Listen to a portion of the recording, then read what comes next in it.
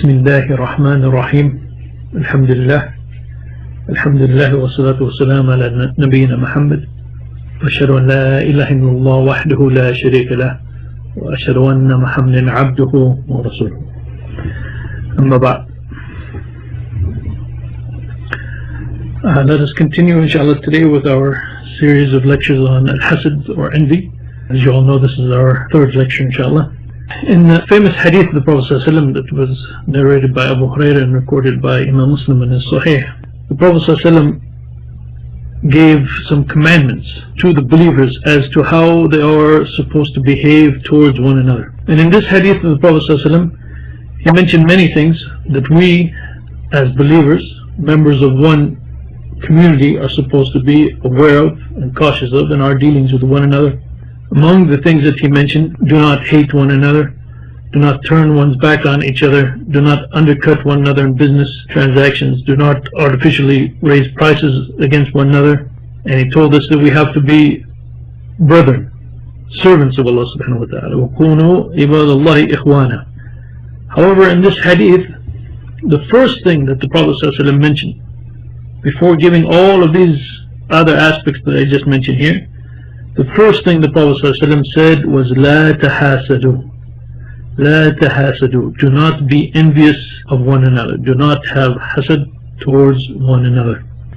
So from this hadith of the Prophet ﷺ we can understand, and if, by the way, if you look at the entire hadith, and the hadith goes on longer than what I mentioned, this hadith is all about the relationship of the Muslims with one another within the Muslim community.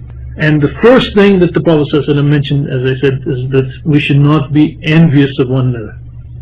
So from this hadith we can understand, we spoke about last time, or we've been speaking about the fact that al-hasad is a disease that is in the heart of the individual.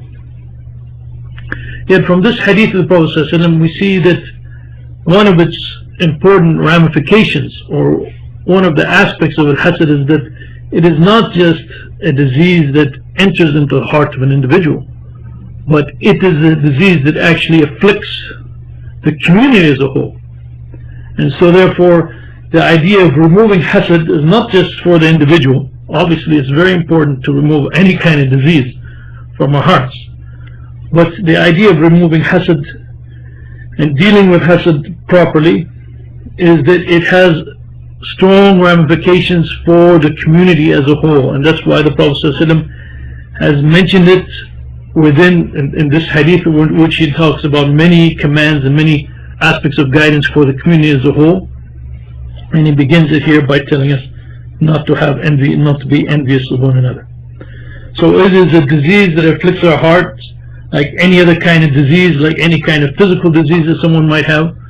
We have to be very cautious of it. We have to look for the signs of it. We have to be aware of it. And as I said, not only is it a disease that affects us as individuals, but like some kind of virus or something of that nature, it actually is going to have some effect on others as well, not just upon ourselves. Now, of course, the first step in understanding hasad is to understand what it means. What is the definition of the word hasad? What does it refer to? Now, as we spoke about last time, hasad is actually a feeling that virtually all societies recognize and know what it's all about. But again, each society has a different worldview, so therefore each society is going to maybe have a different definition of hasad and different way of dealing with hasad. But because it is something that is known, actually the Sharia did not come and state a new definition of hasad, or give actually even an explicit definition of hasad, because it is something known and experienced. But from the text of the Quran and from the different hadith of the Prophet ﷺ, there are things that we can derive and make as part of our definition of al-hasad if we seek to get a specific definition for it. And so therefore, throughout the history, many of our scholars have discussed al-hasad and have discussed the explicit definition of al-hasad. Ibn Rajab, for example, the famous scholar who wrote a well-known commentary on the 40 hadith of Nawawi, Ibn Hajar, by the way, agreeing with like the Greeks and others that we mentioned last time, he said that hasad is something that is firmly embedded in the nature of man. And the definition that he gives for it is something very brief, however very powerful when you think about it. He said it is where a person hates to see anyone else being superior or better off than him. It is where a person hates to see anyone else being superior or better off than him. So if you see someone with more money, you see someone with more status, you see someone with more knowledge, this is something that your soul, this is something that your nafs cannot stand, to see this other person in a situation where he is better off than you. So this hatred for that thing and this feeling in your heart towards that thing, this is how Ibn Rajab defines hasad. Now, this is a very broad definition of al-hasad, and other scholars, perhaps you can say, do not agree completely with him, or you can say that they added more components, as we'll talk about shortly. But when you think about al-hasad and what is al-hasad from an Islamic perspective, there's definitely some correctness and some truth to what Ibn Rajab has stated, just as a basic aspect of hasad. Al-Bugha and Mustu, and also Abdul Malik al-Qasim, contemporary authors, they define al-hasad simply as the wishing that another person would lose a bounty that he possesses. So Ibn Rajab said that it is that you dislike that anyone has, for example, a bounty, or has in some ways better off than you are. So he just stated one aspect, the hating of that thing. Here, Al-Bugha and Mustu, those two authors were writing together, and Abdul Malik al-Qasim, they say that it is where you wish that somebody else would lose the bounty that he has. Okay, so obviously there is now actually a big difference between the two. Now, you could say that when someone wants somebody else to lose the bounty, obviously that's going to probably be based on a hatred for that person or that thing that he has. So therefore maybe you could say that their definition kind of assumes the quality that Ibn Rajab mentioned. But Ibn Rajab did not mention that you want that quality to be lost, or that the bounty to be lost in the other person.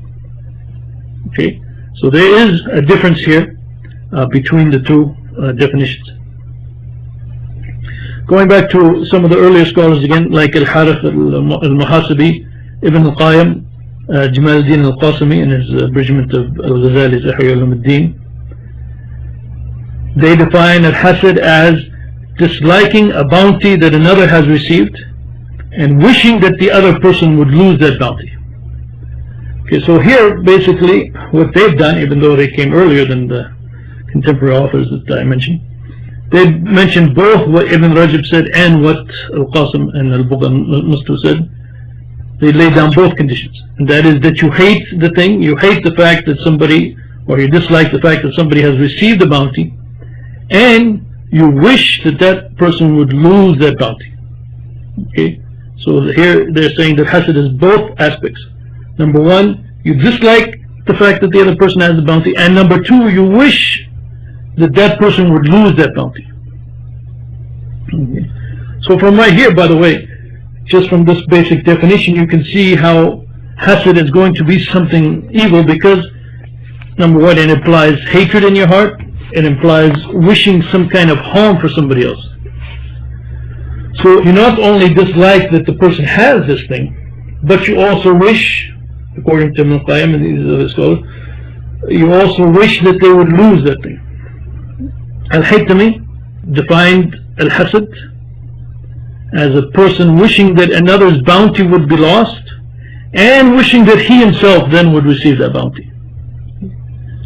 So now you've gone even a little bit further than Ibn Qayyim and what others stated, and this is probably a condition that most scholars maybe would not put into the definition of al-hasad, and that is that not only do you dislike that somebody has something, or actually he did not specifically mention that, but not only do you want the person to lose the bounty, but you yourself want to take over and receive that bounty.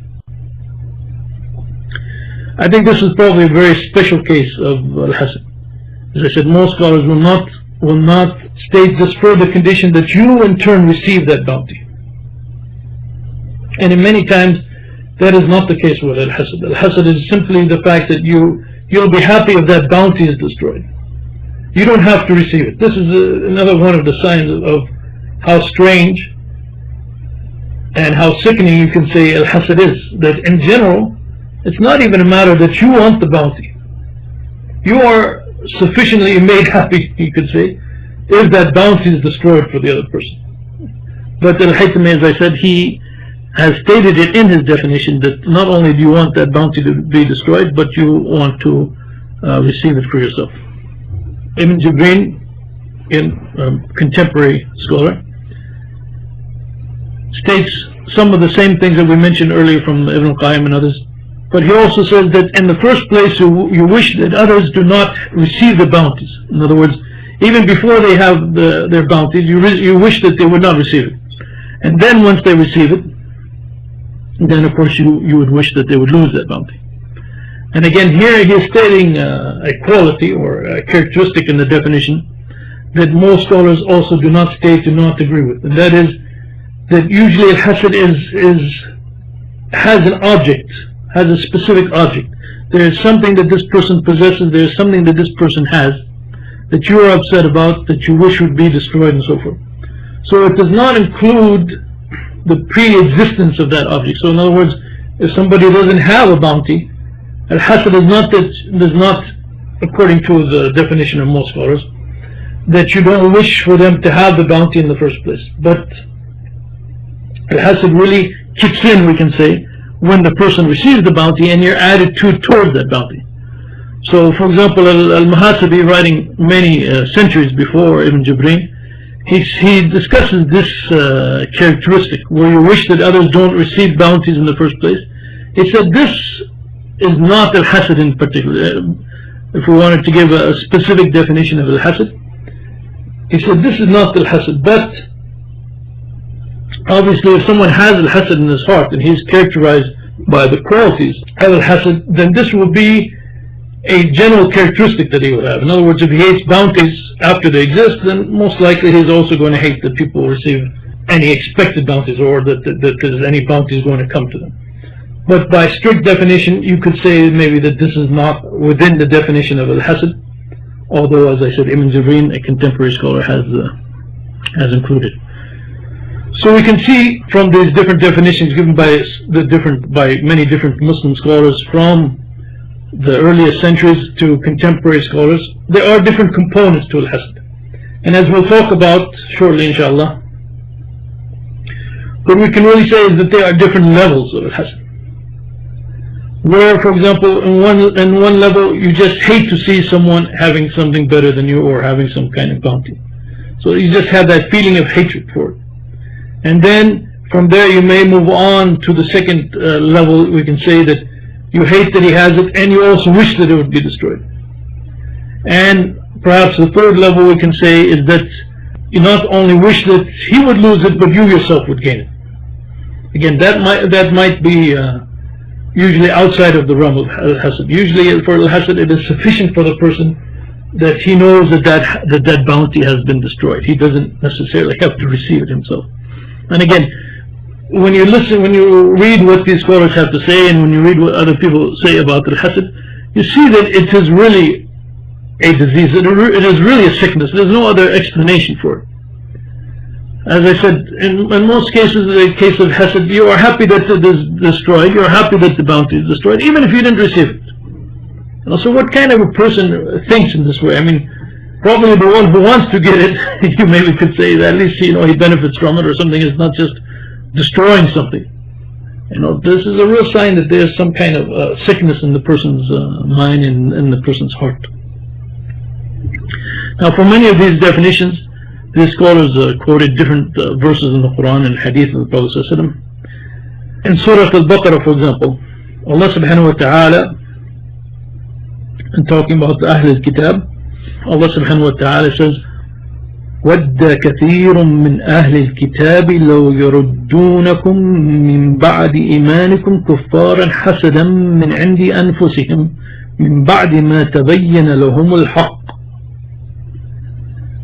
Allah subhanahu wa ta'ala says in this verse many of the people of the book, the Jews and the Christians, wish that if they could turn you away as disbelievers after you have believed. حَسَدًا مِنْ عِنْدِ أَنفُسِهِمْ, out of envy from their own selves, even after the truth has become manifest to them. Even though they recognize the Prophet Muhammad ﷺ and the truth to them is very clear, they wish that the believers would lose their iman and lose their faith, and this is out of envy from them. So in this verse it's clear that what is happening here is that the believers have something. The believers have a bounty. These people, the Ahl Kitab, the Jews and the Christians, they recognize the bounty. They even recognize the truth of this bounty and the excellence of this bounty, and they are wishing that the Muslims would lose this bounty. And this is out of envy from themselves. Allah subhanahu wa ta'ala says it clearly in this verse. Allah subhanahu wa ta'ala hasadan, says hasadan min indi anfusihim. This is out of envy from themselves. So there's nothing in this verse, and in fact in the whole of Quran you can say, or the hadith of the Prophet ﷺ, there's nothing in there that says actually that they want that guidance, that truth that they recognize, that the believers have, that they want it for themselves. But what they want is that the Muslims, the believers, would lose it. That's what they want. And that is that sickness, as I said, as I was just describing. Okay, there's no sign that they recognizing the truth and they want it, and they want it for themselves. Okay, that's one thing. But all it's saying here is that they want the believers to lose it. Even though they recognize it as truth, they want the believers to lose it. In another verse, Allah subhanahu wa ta'ala, again talking about the disbelief in Al Imran, Allah subhanahu wa ta'ala says, إِن تَمْسَسْكُمْ حَسَنَةٌ تَسُؤْكُمْ وَإِن تُصِبْكُمْ سَيِّئَةٌ يَفْرَحُوا بِهَا. That if a good befalls you, it grieves them. But if some evil overtakes you, they rejoice at it. Now in this particular verse, it simply says that if some good comes you, they are grieved by it, they are upset by it. So if we go back to Ibn Rajab's definition of Al-Hasad, he said that it is the fact that you hate to see someone having a bounty better than you or something of that nature. Here it doesn't say better than you, but basically the idea is the same. That the disbelievers were upset and grieved simply because the believers received some good. Any kind of hasanah that comes to the believers, they would be upset, they would be grieved by it. So here this verse in the Quran does not actually mention the word hasad, but Ibn Abbas in his explanation of this verse in the Quran says that this is hasad. They are upset at the other people possessing something, and so therefore they are grieved by it. And although, as I said, it doesn't explicitly mention that they want it to be removed, that this bounty is lost, it is simply the fact that they are upset that other people have a bounty. But Ibn Abbas said this falls under the definition of hasad, and so therefore this is consistent with Ibn Rajab's definition of hasad. The last part of the verse says that if some evil overtakes you, they rejoice at it. إِن تُصِبْكُمْ سَيِّئَةٌ يَفْرَحُوا بِهَا. This is usually, most people discuss this concept of being pleased when people face difficulties. Again, this is something that usually does not fall directly under the definition of hasad, but it is something that is very much consistent with the idea of hasad. And we see this actually to this day still. We see people who like it when, especially, if they look towards the rich and powerful, or those people who they think have been too blessed, have been given too much. They are very happy when these people are brought down. Now you just need to go shopping for groceries, and as you go to the checkout counter, you're going to see all kind of magazines that are, in one way or another, you can say they are built on this kind of idea that people love to see others suffering, especially those who they think who are too privileged. So you see all these magazines like the National Enquirer and others that talk about the fact that Oprah Winfrey put on 20 pounds again, and this actress, her husband is doing this, and these people broke up, and so forth. And this is playing on this feeling that is oftentimes in the hearts of people. And again, it is a disease. Some people relate it to al-hasad, although some others will put it in a slightly different category. But it is another disease in the heart where you're just happy because what happens to them. These are like actresses and actors, or movie stars or rock stars and so forth. Their happiness or what they're doing actually has nothing to do with you. Why should you be happy if they are destroyed or if they are brought down and so forth? But this is something that you find many times in nature of people, and it is closely related to this concept of al-hasad, but it is a separate issue really. But we see it in this verse in Surah Al-Imran that this was something characteristic of the disbelievers during the time of the Prophet ﷺ. There's also another verse in the Quran which does not mention the word hasad explicitly, but it is understood as being related to the state of being envious. And this goes back to what Ibn Jibreen said and what Al-Muhasibi said. And Allah subhanahu wa ta'ala says, ما يود الذين كفروا من أهل الكتاب ولا المشركين أن ينزل عليكم من خير من ربكم والله يختص برحمته من يشاء والله ذو الفضل العظيم. Here Allah subhanahu wa ta'ala in Surah Al-Baqarah says, neither those who disbelieve among the people of the book nor the polytheists like that there should be sent down unto you any good from your Lord. But Allah chooses for His mercy whom He wills, and Allah is the owner of great bounty. Again, Al-Muhasibi, in commenting on this verse, he said that this verse does not explicitly mention al-hasad, that this is part of their characteristic of al-hasad, but again it is clear that this is not al-hasad itself, as he says, it is not al-hasad itself, but it is a result usually of having an envious nature, that you do not wish for any good to come to anyone. Now obviously when you do not wish for any good to come to someone, then when that good does come, you will probably automatically dislike the fact that that good has come, and then therefore all the steps of al-hasad will be there.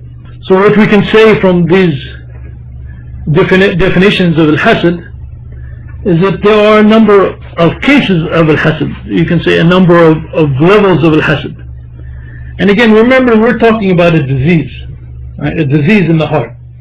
So like all diseases, you can almost say, or many diseases, let's say, usually diseases have different levels, right? You're going to have kind of a first stage, second stage kind of disease. Sometimes you get hit by a flu, it doesn't harm you that much. Sometimes you get hit by a flu, you're out for weeks, and then people can even die from flus. Cancers are at different stages and different levels. So similarly, when we're talking about a disease in the heart, this disease doesn't have to be all at one level. And say, for example, we give the definition of al-hasad. This is al-hasad, has all these conditions, and you say to yourself, well, I don't meet all those conditions, so I don't have this disease, so I don't have to worry about it. No, that's not the case. As we see from the different definitions given by the ulama, and why they give these different definitions, they are based on different evidences from the Quran and Sunnah. We can see that there are different levels of al-hasad. There are different levels of this disease. So you want to be cautious, you want to know what are the different levels, and you want to be careful, because one level you might be at a certain level. If you don't attend to it and make sure that you are taking care of it and fighting it, like any other disease, it can spread in your body and so forth. If you don't make sure that you're taking care of it, then you might have a lesser level of this disease, and it becomes something greater if you're not paying attention to it. So at the very, let's say, bottom stage or the early stages of this disease, we can say it is, as Ibn Rajab mentioned, that you do not like that Allah subhanahu wa ta'ala has given a bounty to someone. This in your heart, you dislike it. And notice how I just said it just now, because the way I just said it just now, you can understand part of the reason why this is wrong, and this is a sin from an Islamic worldview. When we take the Islamic perspective on life, and we'll discuss this again shortly inshallah, it is Allah subhanahu wa ta'ala who has given them that bounty. Okay, so it's not like a secular kind of viewpoint that maybe somebody has received something in this world and you can't explain why, or just by mere chance or whatever. So therefore, from your perspective, you might say, well, I dislike that he has it, I dislike that chance gave it to him, and you may not think that's a sin or anything wrong with that, because that's your right. right? It came to him by chance, and so therefore I dislike it. You're not harming, you're not thinking that you're going against anybody or anything. It was a matter of chance. I didn't like what happened, and that's it. But from the Sharia point of view, if you dislike that someone has received something, then this could be, or actually this is, as Ibn Rajab said, this is simple, because it is actually Allah subhanahu wa ta'ala who has bestowed that bounty on someone. So you're not just going against chance or going against some kind of random thing that somehow this person has received it, but you are actually going against the decree of Allah subhanahu wa ta'ala. You are disliking something that Allah subhanahu wa ta'ala has determined and has decreed. So from an Islamic perspective, maybe not from a secular perspective, but from an Islamic perspective, just this fact that you dislike what Allah subhanahu wa ta'ala has given someone else, this might be sufficient as a sin. And as I said, according to Ibn Rajab's definition, this is al-hasad. And according to the approach I'm taking here, it is al-hasad also, and it is maybe one of the lower stages of al-hasad, but it is still al-hasad. Still you have to be aware of it, and still you have to be conscious of the fact that there's something wrong in your heart when you start having this feeling. So that we can say maybe is the lowest level. You dislike that Allah subhanahu wa ta'ala has given someone something. And the second level, you dislike that Allah subhanahu wa ta'ala has given someone something, and you wish for it to be destroyed. Notice one thing about the hasad, as we said, when you think about what kind of a disease this is, and it is truly a disease, because it is something like there's no benefit. Some people, when they look at what others have been given, they may wish that they have more, that they have that thing, the same thing that others have, or that they have more than what the others have. Okay? So it's not necessarily a case that they want what the others to have to be destroyed. In fact, there's a famous joke about the hasad that it's actually a Western joke. So a genie comes to some people and says, "I will grant you one wish." So he comes to a student, and the genie says, "I'll grant you one wish." And so the student says, "My best friend just got straight A's and has a brand new computer and this and that. So I want to get all A pluses, not just A's, all A pluses next semester, and I want this new computer which is faster and has more memory and so forth than his," and so on and so forth. Comes to a businessman, and the businessman says that my ex-partner just joined another company and he's getting such salary and so forth. So I want to be made CEO of a company and getting 10 times what he's receiving. So comes to a farmer, and the farmer says, "My neighbor has a cow that produces a large quantity of milk, and it's the best milk you've ever tasted, and produces the best cream and the best butter." And then the farmer says, "I want that cow dead. That's my wish."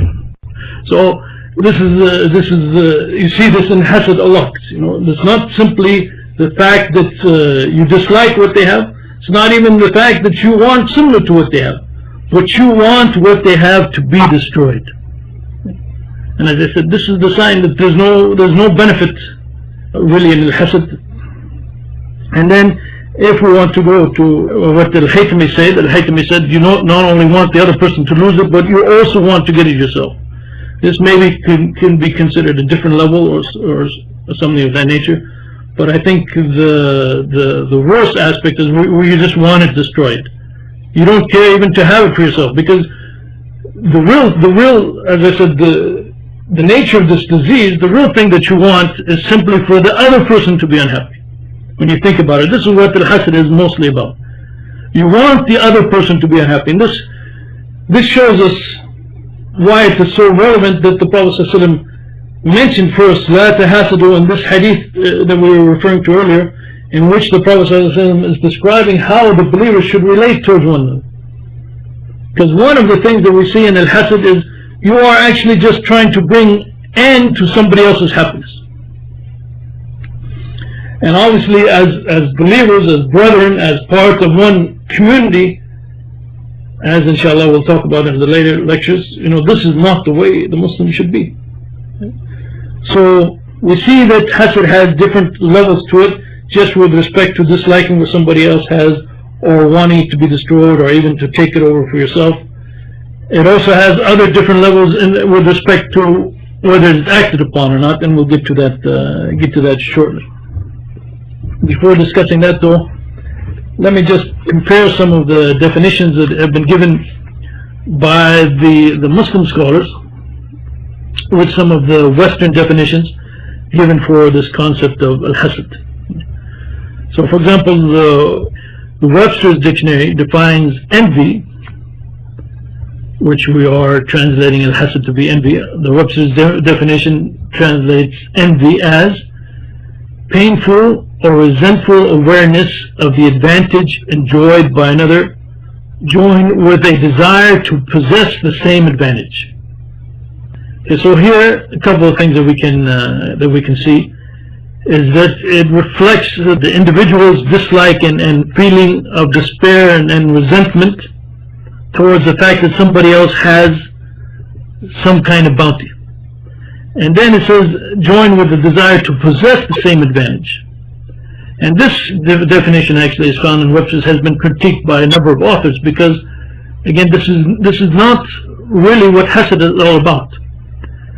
Here for example, the way they explained it, you could say that the other person whom you are envious of keeps the same advantage, but you also have it yourself. And this is not really what hasad is all about. This is not, we can say, the essence of hasad. The Oxford English Dictionary, in one of the definitions, the most relevant one, defines envy as the feeling of mortification and ill will occasioned by the contemplation of superior advantages possessed by another. Okay, so basically this is Ibn Rajab's definition, but Ibn Rajab didn't use all of these big words that Oxford chose to use. That you dislike that somebody has some advantage over you and so forth. In Grimm's German dictionary, which is actually from the early 19th century, it defines envy, and it says today, and again this is from the early 19th century, today as an earlier language, envy expresses that vindictive and inwardly tormenting frame of mind, the displeasure with which one perceives the prosperity and the advantages of others, begrudges them these things, and in addition wishes one were able to destroy or to possess them oneself, synonymous with malevolence, ill will, the evil eye. Here this rather complete definition captures a number of things that the Islamic scholars have mentioned. Again, expresses that vindictive and inwardly tormenting displeasure. Okay, so you have a hatred, you have something in your heart, something in yourself that just hates the fact that something has been given to somebody else. One thing that I particularly like in this definition is that it says the displeasure with which one perceives the prosperity and the advantages of others. And this is, I like this, it's not, by the way, it's not a necessary part of the definition. If we apply Occam's razor, for example, to this definition, we wouldn't need this as part of the definition. However, it does capture something very nice about the concept of al-hasad that we'll talk about also later, inshallah. And that is that al-hasad has a lot to do with perception, a lot to do with an individual's perception. In other words, he's seeing other people as possessing something, and he's seeing somebody else as being happy, while in reality that may not be the case. But the only thing that is important from the envious person's point of view is, as I said, what he perceives, what he thinks is going on. And this will drive him to the kind of feeling that he has. Then it goes on to say that in addition one wishes to destroy or to possess those bounties themselves. So this is actually combining what Al-Haythami said and what Ibn Qayyim and others said, either to destroy or to possess what the other person has. All of these definitions, we could say even those from the Islamic scholars to some extent, all of these definitions have a tendency to stress the internal psychological effect of al-hasad, or of envy. And I think, especially if you're going to give like the one from Grimm's German dictionary, which is not technically speaking just a definition but a description of the concept, And going back to that hadith of the Prophet ﷺ that we started with, in which it is stated in a social framework, I think it is important that we lift al-hasad simply from the individual and also look at it from society's point of view, that this is a feeling in the heart of a person that he has some kind of hatred for some bounty that somebody else has, and in addition to that he may wish to destroy that bounty and to bring harm upon other people. I think this has to be part of our concept of al-hasad, at least at some level. We can say at the first level where you just hate that somebody else has something, maybe at that level, the definition given by Ibn Rajab, maybe at that level there is not so much of the concept of bringing harm to the other person. But when you want to destroy what the other person possesses, again, it is not just the object, the thing that you want to be destroyed, that bounty, whatever thing it is that the other person has, but you are also trying to bring harm, trying to bring unhappiness to the other person. So al-hasad is not just something related to the psychology of the individual who has this disease of al-hasad, but it is very important with respect to the social ramifications. And we have to understand that in our definition, that you are not just hating something that somebody else has and you want to destroy what somebody else has, but you also want to bring that harm and that unhappiness to the other person. Probably an envious person, if he, for example, sees that somebody else has some kind of bounty, and then he's able to destroy that bounty, and then he finds that the person is just as happy or maybe even happier than when he had the bounty, I'm sure that envious person will probably get even more upset. So it's not just the object itself, but there is also this aspect of trying to bring some kind of harm, trying to bring some kind of unhappiness to others, that is reflected at least in some level of al-hasad. And so therefore when we define al-hasad and we think of it as a concept, we have to include that aspect of al-hasad in our general understanding of what al-hasad is. Now there are some other terms that al-hasad is sometimes confused with, and it's not exactly the same as al-hasad, and it's important that we understand this fact. For example, in the Arabic language, besides al-hasad, there is also a term known as al-ghayra, which is usually translated into English maybe as jealousy. It is more than just jealousy. For example, Hans Baer translates it as jealousy, zeal, fervor, earnest concern, vigilant care, sense of honor, self-respect. Lane's lexicon translates it as jealousy, a man's dislike of another's participating in that which is his right, or care of what is sacred or inviolable, and so forth, and it goes on. We see that there is a clear distinction between jealousy and envy, and Helmut Schurk and others, they point out that some people fail to notice the difference between these two. In fact, even in sociological studies and so forth, they fail to note the difference between these two. Jealousy is a feeling that is evoked with respect to something that somebody already possesses. In other words, the individual himself possesses that thing. Okay, so for example, somebody is, like in this society, for example, the most common case of jealousy is with respect, let's say, like to one's spouse. So a person is married, for example, has a spouse and feels that he has certain rights with respect to that spouse, and those rights are his or her personal and private rights. So if somebody else is coming in between or invading with respect to those rights that he already possesses or that she already possesses, then you get the feeling of jealousy developing in the person. So jealousy is with respect to what one has, while envy is with respect to what other people have. So jealousy is with respect to what you actually possess. You are not desiring something that somebody else has. That is envy. But you are just seeking to preserve and to hold on to something that you already possess.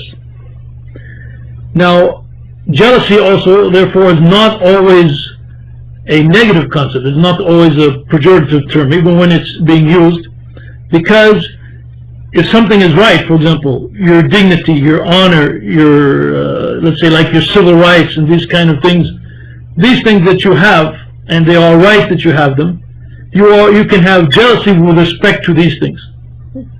That if these things are invaded, or these things are stolen from you, or something of that nature, or if these things are threatened in any way, or you suspect that they're being threatened, this brings up the feeling of jealousy in you.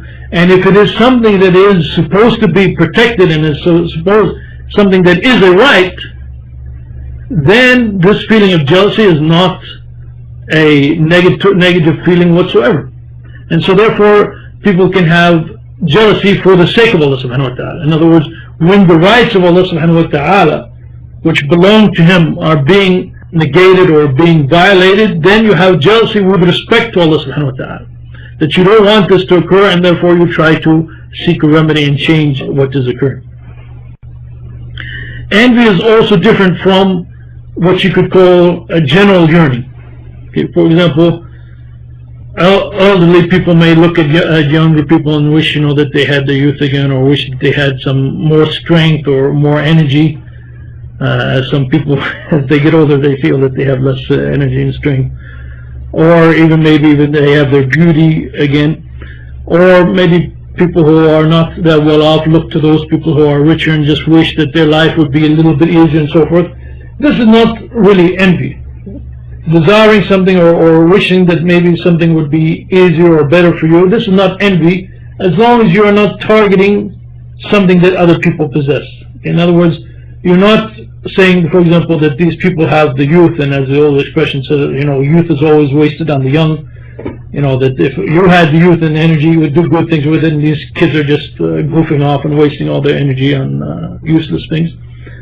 But you're not targeting their youth. You're not saying, I wish they would lose their youth or something of that nature, but you just wish that you had certain qualities that you could use and benefit from. So this is not a case of hasad. This is you can call it a general yearning for certain qualities. You're not targeting individuals, you're not targeting certain bounties that Allah subhanahu wa ta'ala has given to certain people. Ibn Hajar, Jamaluddin al-Qasimi and Abdul Malik al-Qasim also state that there's another category, which is this one probably is much closer than one might think of it as al-hasad, and they say that it is not hasad. These scholars, Ibn Hajar again, al-Qasimi, Abdul Malik al-Qasim, say that it is permissible to wish that another person loses a bounty if that other person is using that bounty for evil or malicious purposes. Okay, so in this case, basically what they're saying is that you are not disliking that the other person received the bounty. In other words, it's not just the fact that they received the bounty, but what you are actually disliking is the way that they are using that bounty. In other words, they are not using that bounty in the way that they are supposed to, according to the Sharia, according to what is permissible, and so forth. So therefore you have the right here to dislike the way that they're using it. Anytime anyone violates the Sharia, you have the right to dislike it. So therefore you wish that they would lose that bounty, not out of envy towards them, but because this bounty is not being used in the proper way. So this is almost, you could say, almost a kind of jealousy again instead of envy, because you want the bounty to be used in the proper way. So out of respect to that bounty, and out of defending the rights of the bounty, if we can speak in these terms, you don't want the bounty to be misused. So therefore you dislike that these people are using the bounty in an improper way. And this kind of dislike, as Ibn Hajar and these other scholars mentioned, this is not considered a kind of hasad. And they also say that there's nothing wrong, for example, with disliking that the disbelievers and the evildoers possess certain things when they use those bounties in the wrong way. This is not the hasad. Definitely, I think their approach here and this point that they make is an important point, and it is true this is not al-hasad, and the whole thing in your heart driving it obviously is not the same thing that is driving al-hasad. But one also has to be careful. One also has to be careful not to allow, as occurs so often, people take something which is correct and use that as an excuse for taking an approach which is wrong. So if you may, for example, someone may have a bounty and you dislike the fact that he has that bounty and you think that he's not using it in the proper way, but really what's driving it in your heart is not the fact that You are upset that the bounty is not being used properly, but in reality, you are just upset that he received that bounty. So you have to be very careful on this kind of issue. Obviously, if something is clearly haram and they're using something in a way that is clearly haram, then yes, you could say that, or there the case might be much clearer, that you are disliking it because they are using this bounty for something which is haram. So now we have defined al-hasad, and we have recognized that there are different levels of al-hasad, and inshallah we have distinguished al-hasad from some other categories that sometimes people have a tendency to confuse with al-hasad. So now let us go back into these different categories and different levels of al-hasad and see how they manifest themselves sometimes, and the behavior and the actions of the people. And again, all of these different levels of al-hasad, even though we're saying that they're different levels, they all share some basic components and some basic characteristics. Like any disease, when it spreads, the basic problem with that disease is obviously continuing, and it's not it doesn't lose and change its quality, but it has certain components that are always the same. So what we find, for example, is that sometimes the feeling of al-hasad will be very strong in the heart of a person. And when this feeling of al-hasad is strong in the heart of the person, as we alluded to earlier, with the different levels of al-hasad, so sometimes the feeling of al-hasad is strong in the heart. Now the question is, what does the person do based on that feeling in the heart? See, some people go now beyond that feeling in the heart and now try to actively remove that bounty from the other person. Okay? Maybe without destroying the bounty itself sometimes, but at least removing it from that person that they feel envious towards. So they have the feeling in the heart and they actually act upon it to try to remove that bounty or try to destroy that bounty. So the feeling in the heart gets so strong that the person actually takes some steps. Now, if this disease gets to this kind of level, then I don't think there's any question that now the disease is greatly dangerous. It's going to lead the person, obviously, to do something haram, right? Because if somebody has a bounty, how are you going to remove that? If that bounty, if it came to him through halal means and it is something halal, how are you going to remove that bounty from him? Well, the only way that you're going to be able to remove that bounty, at least what I can think of and what I can imagine, the only way that you're going to be able to remove that bounty from the person is if you yourself do something haram. So you already have the feeling in your heart. It's bad enough.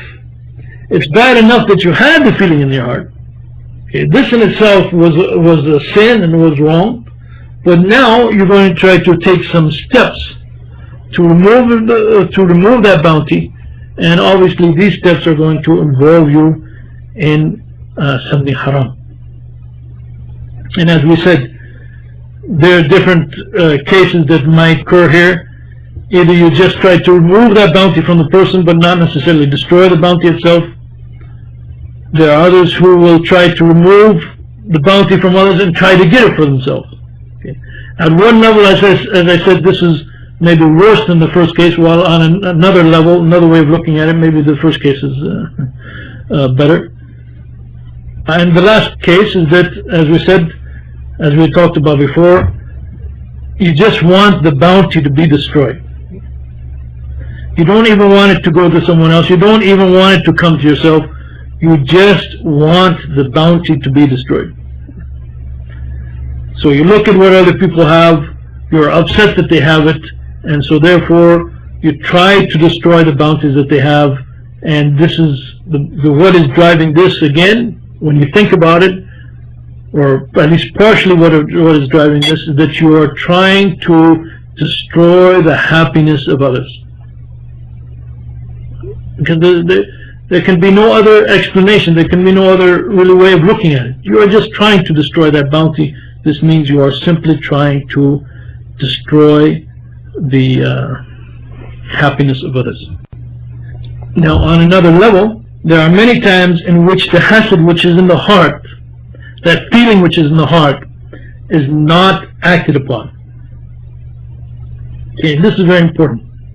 And to distinguish between the two cases is obviously very important as well. There are times in which the feeling in the heart is not acted upon. You know, a shaitan can come to anyone and put all kinds of thoughts into the person's mind. Right? Even thoughts of shirk and kufr, as we see from different hadith, even thoughts of shirk and kufr, a shaitan can come to you and put these thoughts into your mind. And so the important thing is one of the important things I should say, is what you then do with that feeling.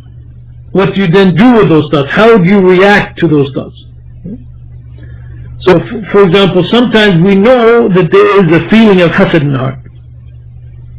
We know that we have this feeling towards someone, that Allah subhanahu wa ta'ala has given them something, and we are upset that Allah subhanahu wa ta'ala has given them something. We do not like it, that person has it, and in our hearts and our minds what we're thinking is we would be very happy if that would be destroyed. Okay. As I said, alhamdulillah, we haven't, this is a different case now. It's not like the first case where it gets to the point where you actually work to remove it. But in your heart, actually, even though you take no step necessarily to remove it, in your heart you know that actually if that gone through or destroyed, you would be very happy. You wouldn't have any problem with that whatsoever. So now the question is, what does the person do? Obviously, by the way, and this is the points to importance of knowledge, the first thing is to recognize what this feeling is.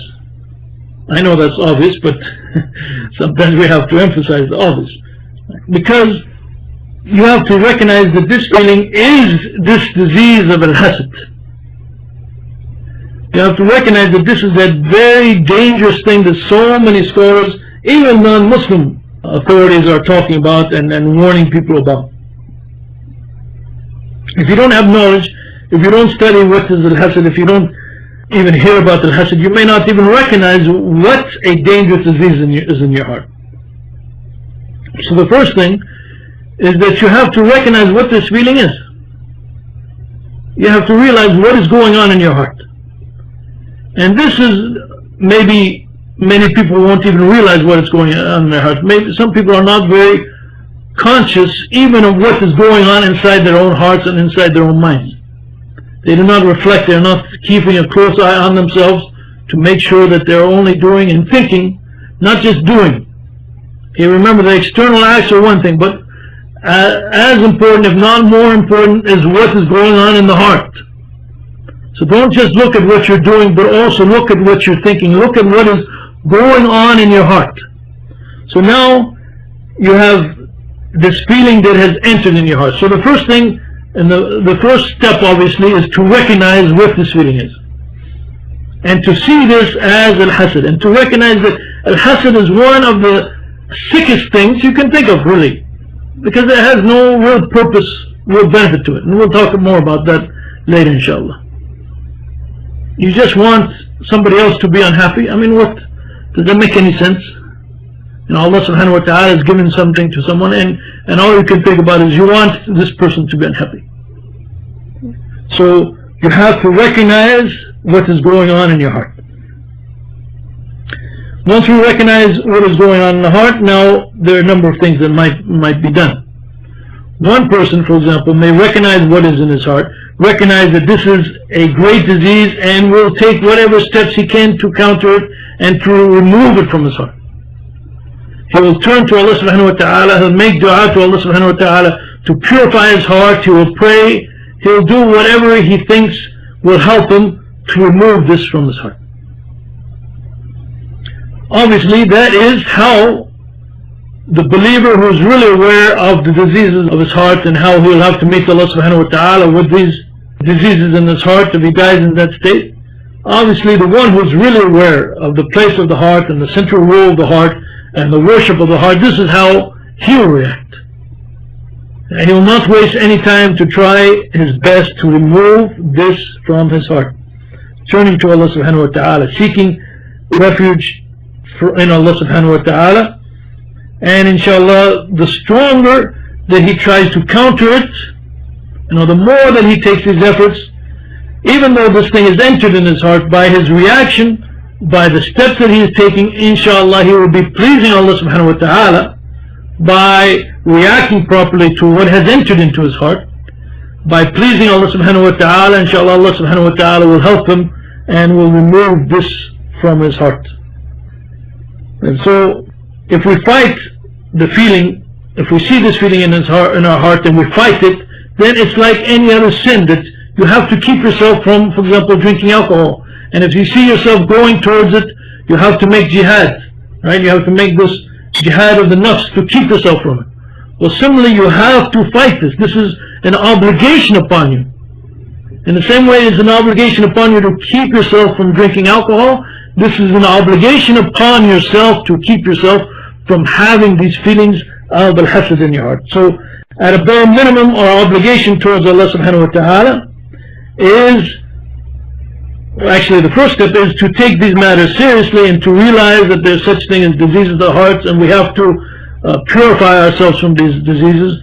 And once we realize that this exists, the minimum obligation that we have towards Allah subhanahu wa ta'ala is that we take the steps, inshallah, to remove it. We do not just say, this is in my heart, and alhamdulillah, it's okay, it's no problem, I'm not going to worry about it. No true believer would take that stance. If you're taking that stance, if you know that you have this in your heart, and you're taking that stance, then you should question yourself, that there is something definitely wrong going on. You should never feel like that. So instead, you have to take it seriously. You turn to Allah subhanahu wa ta'ala and you try to remove it from your heart. This brings up a question, that if hasad enters into your heart, if it enters in your heart, but you do not act upon it, so you know it's in your heart, but you do not act upon it, is it still something harmful? Is it still something sinful or not? And I think on that point, inshallah, this is where we'll begin next time. We'll begin with this question. Because many people, maybe they will think that it's in the heart and they won't worry about it because they know, alhamdulillah, they're not acting upon it. And they might think that as long as they're not acting upon it, they're safe. So inshallah, unfortunately we've run out of time now. So inshallah, next time when we begin, we will start with this question. Is that if the hasad just in the heart, is this something harmful in itself, and or can it be sinful and things of that nature, inshallah. And right now, inshallah, I'll open the floor for any questions or comments. Subhanak Allahumma wa bihamdik wa ashhadu an la ilaha illa ant wa astaghfiruka wa atubu ilayk.